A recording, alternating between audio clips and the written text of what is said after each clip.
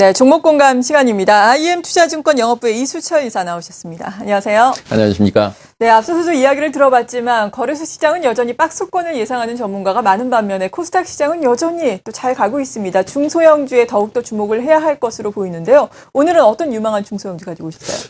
한 달 전에 한번 소개시켜드린 적이 있는데요. 네. 지금 우리나라 시장을 대표한다라고 하는 건 사실 반도체 업종을 안 볼 수가 없겠죠. 그렇죠. 특히 이제 지금 보면 그 거래소 시장이 종지수는 답답함을 보여주고 있지만 SK 하이닉스 같은 경우는 지금 신고가 행진을 보여주고 있습니다.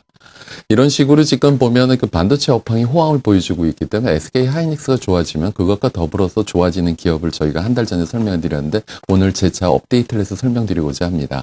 세미텍이라고 하는 기업입니다. 네, 세미텍이요. 네. 세미텍 반도체 후공정 업체다라고 말씀을 해주셨는데 네네. 구체적으로 어떤 곳인지 조금 더 자세하게 네. 소개해 주시죠. 세미텍은 1999년도에 설립이 되어서 2008년도 코스닥 시장에 상장된 기업입니다. 네. 종합 반도체 기업 및 팹리스 반도체 기업의 반도체 패키징과 테스트를 서비스하는 반도체 후공정 기업입니다.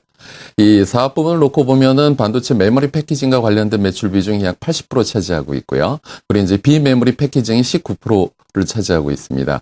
이 반도체 패키징 기술 같은 경우는 전 공정이 끝난 반도체 웨이퍼로부터 칩을 절단을 한 후에 칩의 정기적인 특성이 회로 부품이나 인쇄 회로 기판에 전달될 수 있도록 연결을 하고 외부 환경으로부터 보호하기 위한 성형 공정을 하는 공정으로서 그 반도체 칩을 최종 제품화하는 공정입니다.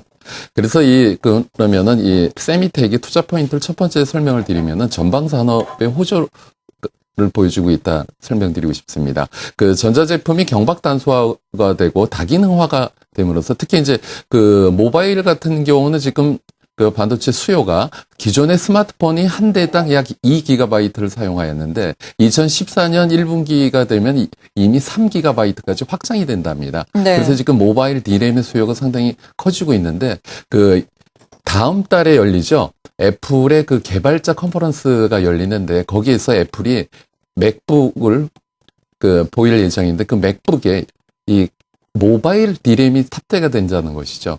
모바일 D램은 기존의 핸드헬드 기기에만 들어가는 줄 알았었는데 이 PC에도 모바일 D램이 들어간다라고 하는 것은 상당히 시장의 진화를 저희가 여기서 체크할 수 있을 것 같습니다.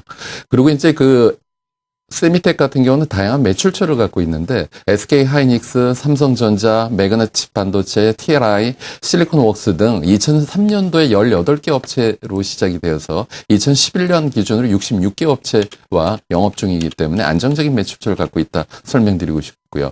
특히 이제 시장에서 지금 강세를 보여주고 있는 하이닉스의 주가 실적 호전에 따른 대표적인 수혜다라고 설명드리고 싶습니다. 하이닉스의 매출 비중이 약 80%이기 때문에 하이닉스가 연간 영업이 2조 원 돌파하게 되면은 상당히 플러스 요인이 될 수가 있겠죠.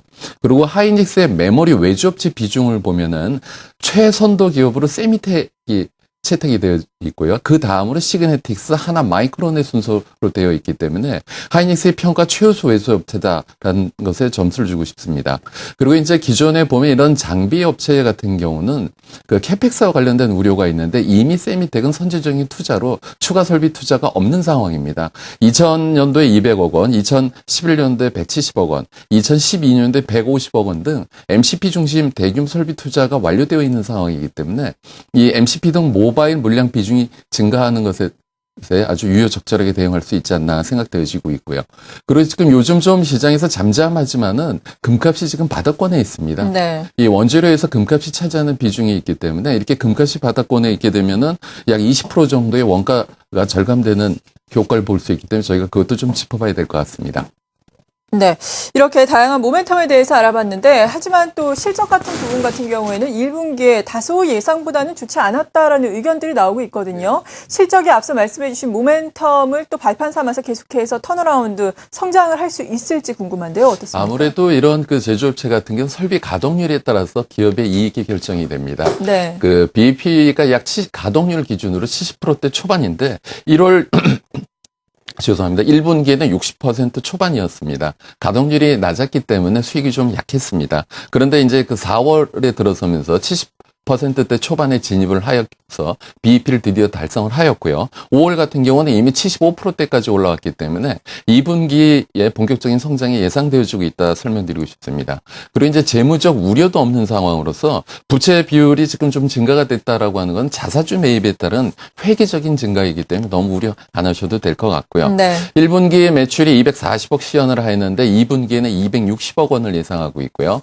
3분기서부터는 월 매출 100억으로 안정적인 성장이 기대되어지고 있습니다. 그래서 오늘 올해 연간 매출 기준으로 약 1,100억 정도를 지금 예상하고 있는데 이렇게 1,100억 정도 되면 기존의 영업 마진율이 3% 4%대에서 5% 6%대로 올라가기 때문에 수익성 증가에 대한 저희가 기대감도 높여주고 있는 국면이고요. 그래서 지금 보면은 이렇게 턴어라운드 된다라고 했을 때 지금은 저평가 권역이기 때문에 현재가 매수는 큰 무리가 없다고 보여지고 있습니다. 목표가로서는 지난번보다 한 단계 높은 3,500원, 손절가는 2,000원 대응이시면 유용하실 것 같습니다. 네, 말씀하신 것처럼 지난 4월에 한번 소개를 해드린 바 있습니다. 그 당시에 목표가가 2,500원이었는데요. 고점을 경신한 이후에 조정을 받다가 다시금 또 오름세를 나타내고 있습니다. 최근 요 며칠간 강하게 오르고 있는 상황인데요. 지금도 여전히 장기적으로 보자면 저평가 국면이다. 목표가를 3,500원까지 제시를 해주셨습니다. 세미텍에 대해서 오늘 자세한 내용 알아봤고요. 함께해 주신 분은 IM투자증권 영업부의 이수철 이사였습니다. 고맙습니다. 감사합니다.